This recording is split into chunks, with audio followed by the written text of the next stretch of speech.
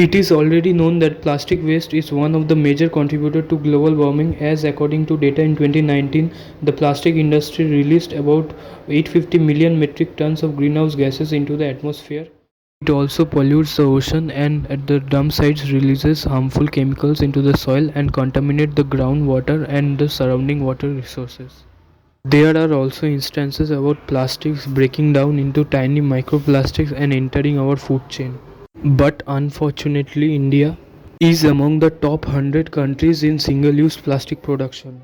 And an average Indian person generates about 4 kg of single use plastic waste. According to a report, India generates about 9.5 million tons of plastic waste every year. So Ministry of Environment issued a notification this year to put a ban on single use plastic from 1st July.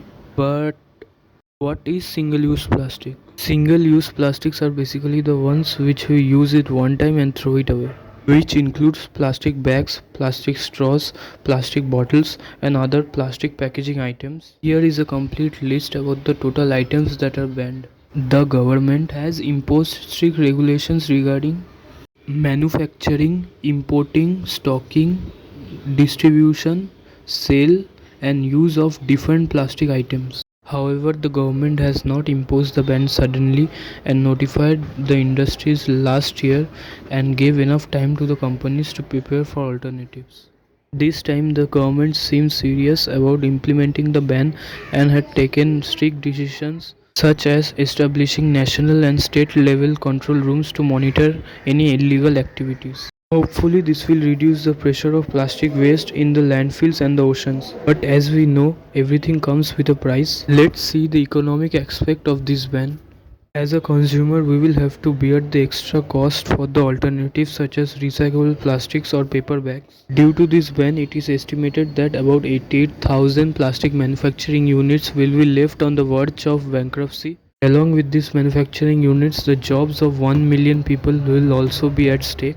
Adding on, it will also affect the exports worth around 25,000 crore. The ban will severely impact the FMCG companies, the beverage makers, aviation industry, and the quick service restaurants.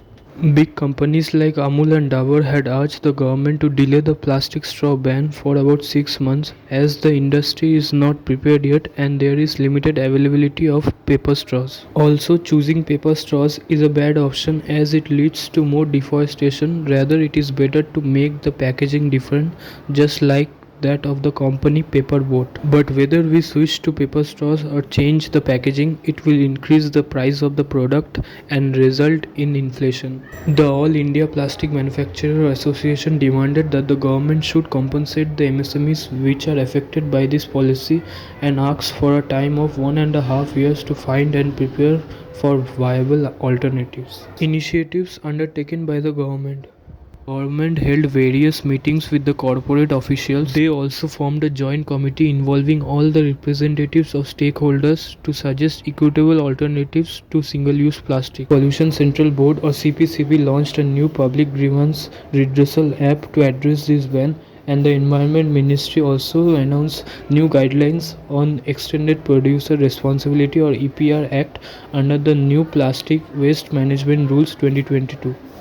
Also, understanding the importance of public awareness, the government launched a new environment awareness mascot called Prakriti. But not only the government, but there should be a multi-stakeholder approach where industries adopt new techniques, universities do great research, government implement effective policies, and most importantly, public participation is important. If we can do all this accordingly, only then we can get rid of this single-use plastic.